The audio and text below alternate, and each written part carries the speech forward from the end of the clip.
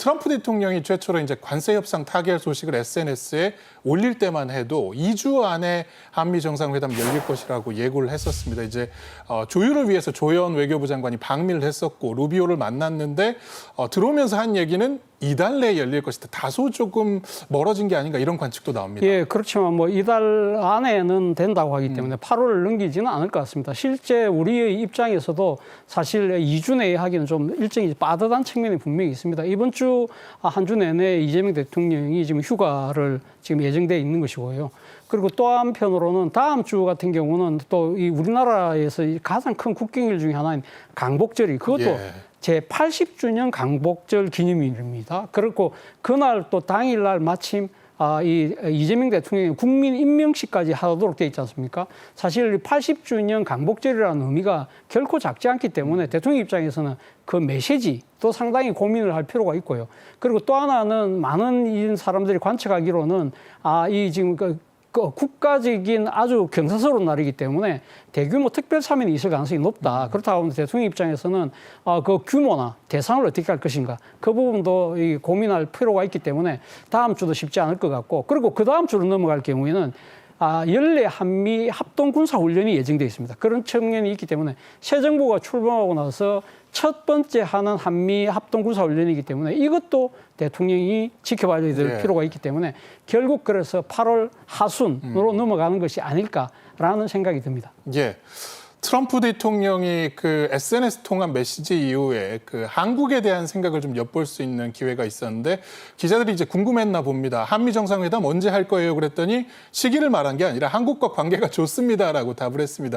이 트럼프 입장에서는 관세 협상에 대한 만족도를 좀 드러낸 게 아닌가 그렇죠. 싶습니다. 뭐 트럼프 대통령이 관세 협상 타결되고 난 뒤에 본인이 바로 SNS에 올렸을 때도 상당한 기쁨과 함께 한국에 대한 만족도를 드러냈던 측면이 있는 것이거든요. 실제 우리가 이번 한미 관세 협상 타결로 해서 미국에 투자하는 규모가 3,500억 달러예요. 그런데 이 규모가요, 딱 곰곰이 따져보면 한미 FTA가 2012년도에 타결됐는데 그 이후로 우리나라가 미국에서 흑자를 그린 규모가 3,140억 달러예요. 그렇다고 미국 입장에서는 우리한테 벌어간 돈 전부 다 우리한테 다시 투자를 하는 거야. 이걸 내가 해냈어. 라는 측면에서도 얼마나 기쁘겠어요. 예. 그리고 또 하나는 사실은 이 한국과의 지금 정상회담이 예비돼 있잖아요. 그런 상황에서 한국과의 관계가 좋다는 식으로 계속 추워주면서 미국이 우리에게 앞으로 계속적으로 요구할 여러 가지 뭐 안보와 관련된 지금 요구서 계산서들이 꽤 있을 거거든요. 이런 부분들에 대해서 한국이 좀 잘 받아들여달라.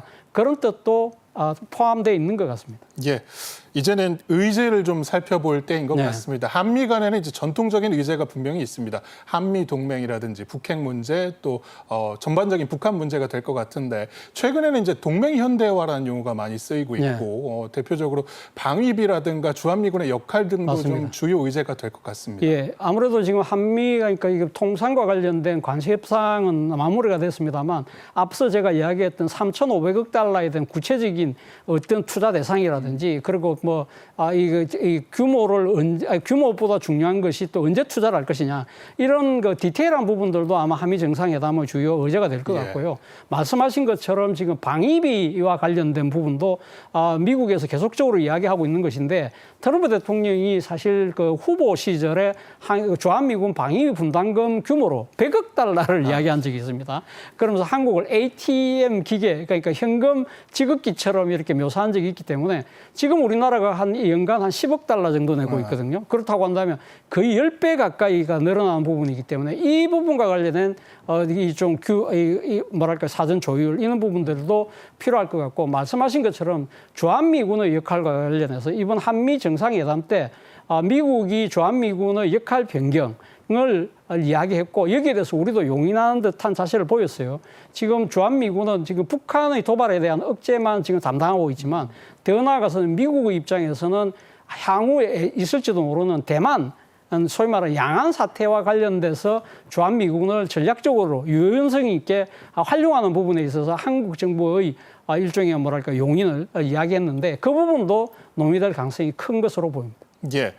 그리고 이번 관세 협상 때 이 부분 사실 논의되지 않을까 했는데 전혀 얘기가 없었고 그 구글에 대한 고정밀지도 반출이라든지 나머지 의제들도 좀 짚어볼까요? 그렇죠. 아무래도 뭐 지금 뭐 한미 지금 관세 협상을 통해서 여러 가지 문제들이 타결이 됐습니다만 말씀하신 것처럼 구글의 고정밀지도 이제 그 반출이라든지 이런 문제는 아예 논의가 안 됐다고 그래요. 그리고 더 나아가서는 구글을 포함한 이 플랫폼 기업들에 대한 규제를 우리가 좀 나름대로 준비하고 있는데 이런 부분들도 미국 측에서는 상당히 경계의 눈초리를 바라보고 있고요.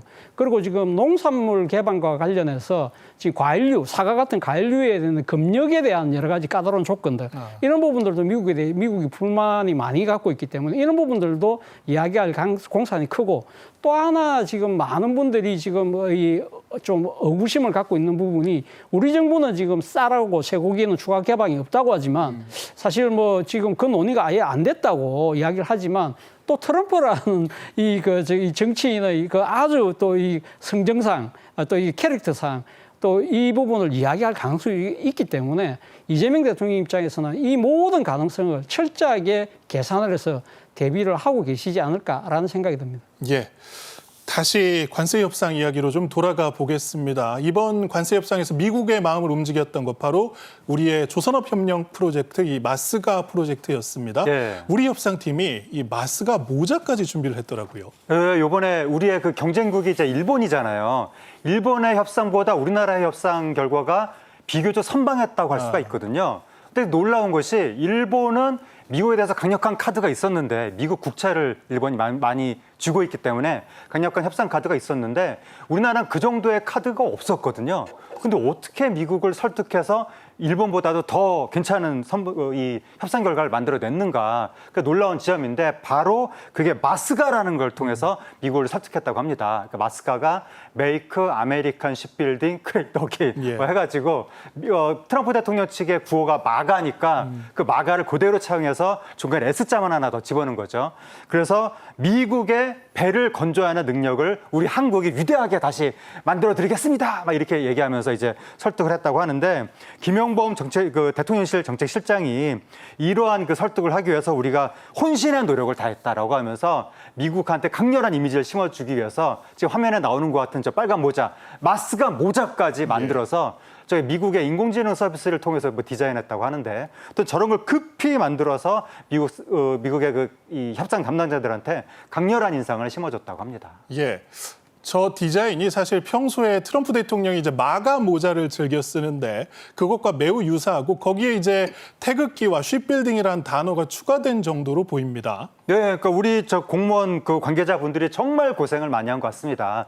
평소 트럼프 대통령의 취향을 딱 이제 연구를 해가지고 그거랑 비슷한 모자를 만든 거예요. 비슷한 형태, 비슷한 색깔. 거기에 이제 평소에 트럼프 대통령은 성조기를 애용하는데 우리가 이제 태극기까지 딱 집어넣어서 트럼프 대통령 취향에 딱 맞는 모자를 이제 만들자. 그렇게 공무원들이 이제 주도를 했는데 누군가는 만들어야 되잖아요. 공무원들이 직접 재봉틀질을 할 수는 없으니까 바로 동대문 상가로 뛰어가서 막 수소문을 했다고 합니다. 그래서 급히 만들어서 한 10여 개를 만들었는데 우리가 만들고 있는 사이에 미국에서는 협상을 하고 있었고 협상단이 마스가 통한다라고 이제 연락을 했다는 거예요. 그래서 빨리 모자 갖다 줘라고 해가지고 24시간 안에 보내달라고 미국에서 연락이 왔다고 합니다. 그래서 바로 대한항공 가서 또 협력을 구해가지고 24시간 만에 모자 공수에 성공했다고 합니다. 예.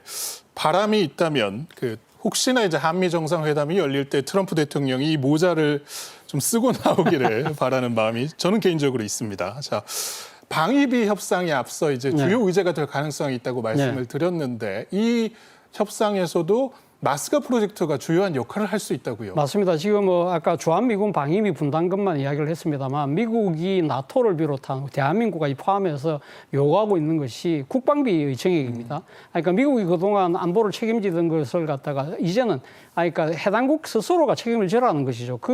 이를 위해서 지금 나토와 동맹국들에게 뭘 이야기하고 있냐면 GDP, 전 국민 총생산의 5%까지 방위비를 높이라는 것인데 올해 우리나라 지금 국방비가 한 61조 2천억 정도 돼요. 그럼 우리나라 전체 GDP의 한 2.3%를 차지하는데 만약에 5%로 높이게 되면 130조 가까이가 늘어나는 겁니다. 그러면 이 갑자기 그렇게 국방비를 늘리면 다른 교육이나 복지 부분이 깎일 수밖에 없잖아요. 그렇기 때문에 우리 입장에서는 어떤 식으로든 이 국방비라는 이 분야를 좀 늘릴 필요가 있다.